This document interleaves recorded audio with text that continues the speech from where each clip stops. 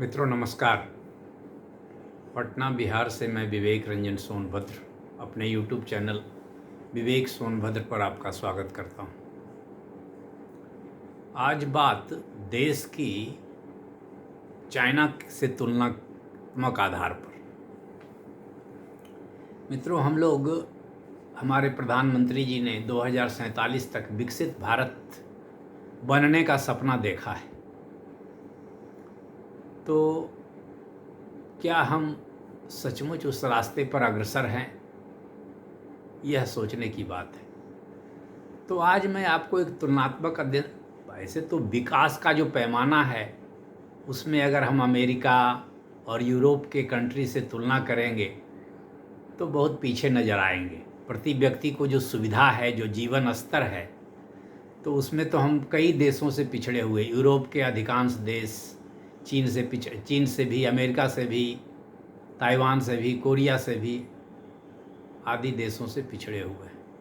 ठीक है, इस पर भी बात मैं बाद में करूंगा। आज लेकिन मैं चीन से अपनी तुलना करके बात करूंगा कि चीन की तुलना में हम लोग कहाँ हैं, किस क्षेत्र में कहाँ है। इसका मोटा मोटा एक लेखा जोखा हम लोग लेंगे तो पता चलेगा कि हम लोग तो चीन से भी पिछड़ गए हैं, चीन से भी बहुत पिछड़ गए हैं। और रहन सहन में तो ताइवान से, दक्षिण कोरिया से, अमेरिका से, इंग्लैंड से, डेनमार्क से, जर्मनी से, फ्रांस से, स्विट्जरलैंड से, स्वीडन से, डेनमार्क से, फिनलैंड से आदि से तो बहुत पीछे हैं। खैर, तो चीन की जनसंख्या, चीन को हमने जनसंख्या में लगभग अब पीछे छोड़ दिया है। उनकी जनसंख्या 1,41,40,00,000 है और हमारी अब 1,45,46 करोड़ हो चुकी है।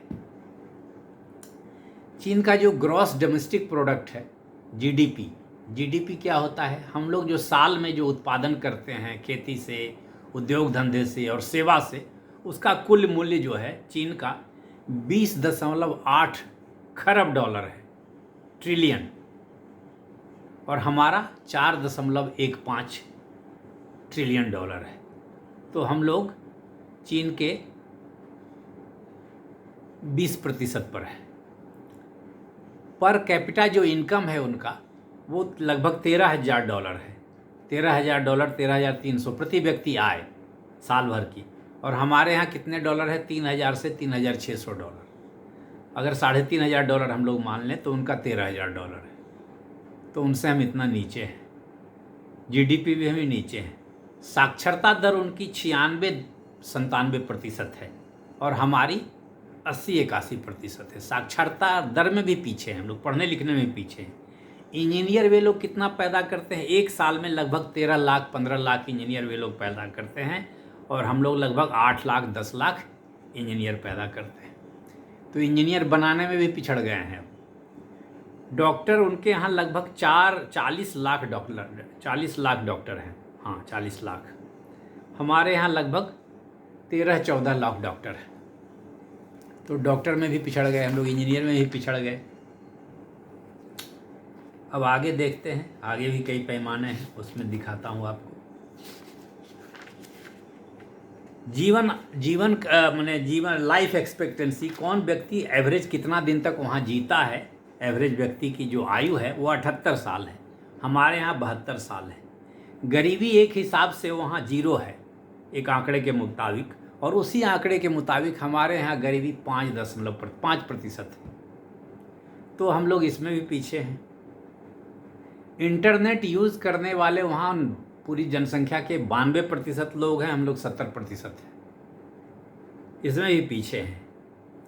चीन में प्रति व्यक्ति बिजली की खपत साल में लगभग 30,000 किलोवाट है, माने 30,000 यूनिट है साल में, और हमारे यहाँ 2,000 किलोवाट यानी 2,000 यूनिट। तो हमारी ये खपत है। जो उनके यहाँ यूनिवर्सिटी है और जिनकी विश्व में रैंकिंग है, माने विश्व में रैंकिंग होती है तो रैंक्ड, जिनका कि कोई माने रैंकिंग मिली हुई है, उनकी संख्या वहाँ 394 है। हमारे यहाँ 148 है।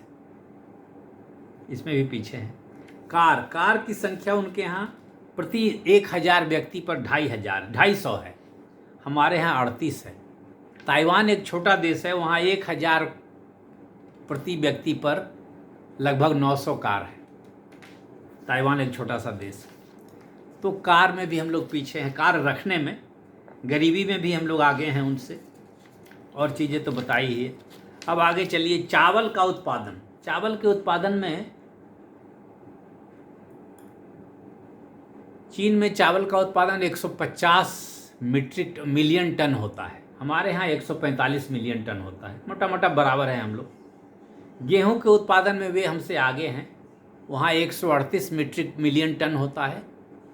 मिलियन माने 10 लाख, 138 10 लाख माने 10 लाख माने 13 करोड़ 80 लाख टन, और हमारे यहाँ 108 मिलियन टन माने 10 करोड़ 80 लाख टन। ये गेहूँ। मकई में वे हमसे बहुत आगे हैं, 277 मिलियन टन, और हम लोग 43 मिलियन टन। तो खेती में भी हम लोग अब ठीक है, हमारी स्थिति उतनी बुरी नहीं है, लेकिन उनसे आगे नहीं है। जनसंख्या अगर हमारी ज़्यादा है तो आगे होनी चाहिए, लेकिन शायद नहीं होगी, क्योंकि उनके पास क्षेत्रफल भी ज़्यादा है हमसे। अच्छा हाँ, उनके पास क्षेत्रफल भी हमसे ज़्यादा है, तो ये एक उनको नेचुरल एडवांटेज है। मकई ऐसी एटॉमिक बम, परमाणु बम रखने में भी वे आगे हैं, उनके पास 600 है, हमारे पास 180 है। फाइटर जेट उनके पास 2150 है, जो बम वर्षक विमान, हमारे पास 580 है। अच्छा, विदेशी मुद्रा का जो भंडार है उसमें हमसे वे बहुत आगे हैं, हमारे पास लगभग 700 अरब डॉलर का भंडार है, उनके पास लगभग 3342 अरब डॉलर का भंडार है। तो चीन से हम इतना पीछे हैं हर चीज़ में। लेकिन हाँ, चीन में क्या है, हमारे यहाँ लोकतंत्र है, बोलने की आज़ादी है, वहाँ लोकतंत्र नहीं है, वहाँ एक पार्टी का राज है, तानाशाही है। लेकिन फिर भी लोगों का जीवन स्तर तो हमसे बेहतर है, वहाँ ज़्यादा कार है, ज़्यादा कॉलेज स्कूल है, ज़्यादा डॉक्टर हैं, ज़्यादा इंटरनेट यूज़र हैं, तो उनकी तानाशाही भी अगर कहिए तो हमसे अच्छी ही है प्रशासन की तुलना में। वहाँ इतना अपराध नहीं है, वहाँ इतना भ्रष्टाचार नहीं है, तो वो हमसे अब अच्छे हैं। तो अब इसको आप विचार करिए और सोचिए कि हम लोग कैसे विकसित भारत बनाएंगे और कैसे विकसित हो सकता है, क्या यह संभव है? ठीक है, हो सकता है हम लोग की स्थिति सुधर जाए तो उनकी स्थिति और सुधर जाएगी, ऐसा हो सकता है। हमारे पास आज के समय में 1000 व्यक्ति पर 38 कार है, उनके पास 250 कार है, तो उनके पास, हमारे पास 100 कार हो जाएगी 1000 व्यक्ति पर। 2047 आते आते तो उनके पास 1000 कार हो जाएगी, 500 कार हो जाएगी। तो हम लोगों के विकास का पैमाना कहाँ जाकर रुकेगा, कैसे हम लोग विकसित बनेंगे, कहना बड़ा मुश्किल है। अच्छा, दूसरी बात, अभी देखिए, अभी हमारा जो शेयर बाजार है देश का, वह 5वें स्थान पर है। सबसे एक पर है अमेरिका, दूसरे पर है चीन, तीसरे पर है जापान, और चौथे पर है हांगकांग, 5वें पर है भारत। हांगकांग भी हमसे ऊपर है, और हांगकांग चीन का ही एक हिस्सा आज के समय में है। और अब वही बात छोड़ दीजिए, अब तो दक्षिण कोरिया और ताइवान जैसे छोटे देश हमसे एकदम बराबर पर लगभग आ चुके हैं शेयर बाजार के मूल्यांकन में, थोड़ा सा कम है। जैसे कि हम लोग का 4.9 ट्रिलियन डॉलर है, उनका ताइवान का 4.8 और दक्षिण कोरिया का 4.7 ट्रिलियन डॉलर है, तो इतना का ही अंतर है। ताइवान की जनसंख्या लगभग 1 करोड़ है, कोरिया की जनसंख्या शायद हमें याद नहीं आ रहा है, 7-8 करोड़ हो गई या 6 करोड़ हो गई, ऐसा ही कुछ है, 4 से 8 करोड़ से ज़्यादा नहीं है। और हम कहाँ, तो 144 करोड़। तो फिर हम कैसे विकसित हो पाएंगे और कहाँ तक विकसित होंगे? 47 तक संभव है। और जो स्थिति, हम पीछे जा रहे हैं, हम नीचे जा रहे हैं। अभी हमारे शेयर बाजार से विदेशी लोग पैसा निकाल कर ले जा रहे हैं, जिसके चलते हमारा जो करेंसी, हमारी जो मुद्रा है रुपया, वह डॉलर से पिछड़ती जा रही है। अब $1 96 रुपये के बराबर हो गया है। अभी भारत की जो करेंसी है वह एशिया में सबसे ज़्यादा नीचे चली गई है, सबसे ज़्यादा तेज़ी से पिछले 10 सालों में नीचे जा रही है, इधर पिछले 5 सालों में और ज़्यादा। तो कैसे एक समय में हमारे सॉफ्टवेयर कंपनी जो थी उनका दुनिया में नाम होता था, लेकिन अब एआई में पिछड़ गए हैं। एआई में, आर्टिफिशियल इंटेलिजेंस में हमसे आगे अमेरिका तो है ही, चीन भी हमसे आगे है, ताइवान भी हमसे आगे है, साउथ कोरिया भी हमसे आगे है। तो हम लोग क्या विकास करेंगे और कैसे विकसित होंगे और कैसे विकसित भारत बनाएंगे, ये आप सोचिए। और आप ज़रा बताइए, आप अपने कमेंट में दीजिए और बताइए कि कैसे हम विकसित बनेंगे।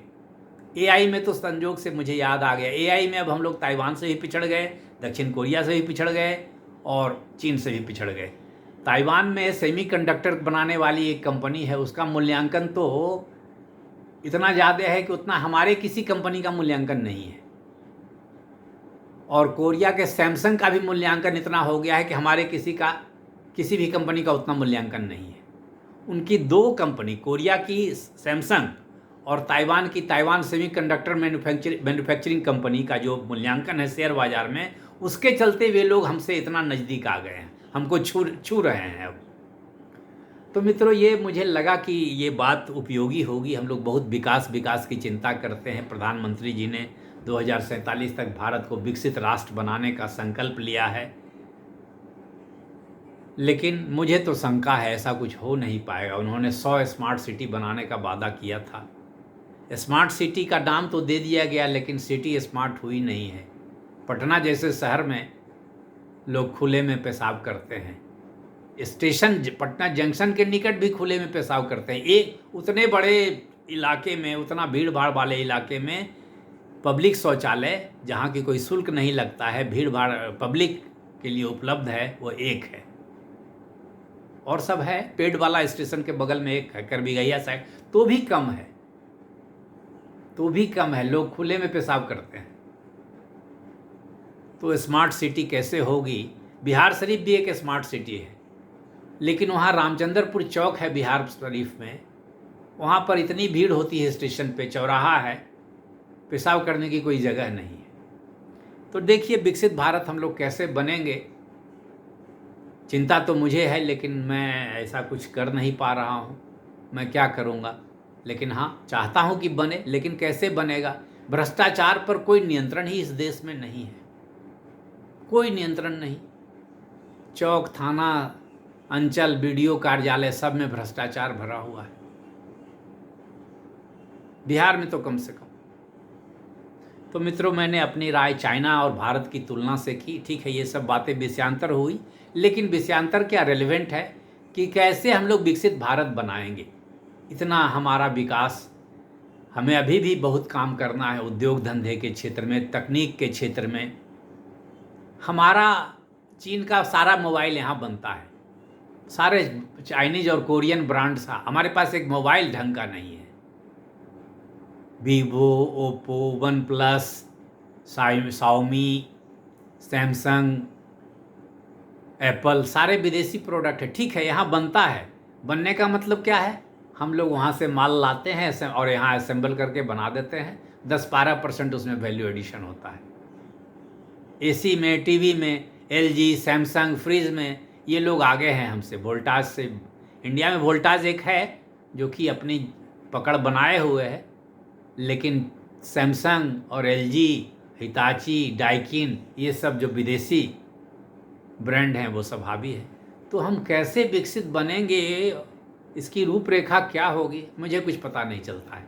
आपको समझ में आए तो कुछ बताइएगा, कमेंट करके बताइएगा, जिससे कि मेरा भी कुछ ज्ञानवर्धन और मार्गदर्शन हो सके। धन्यवाद। मेरे वीडियो को कृपया पसंद आए तो कृपया लाइक करें। धन्यवाद।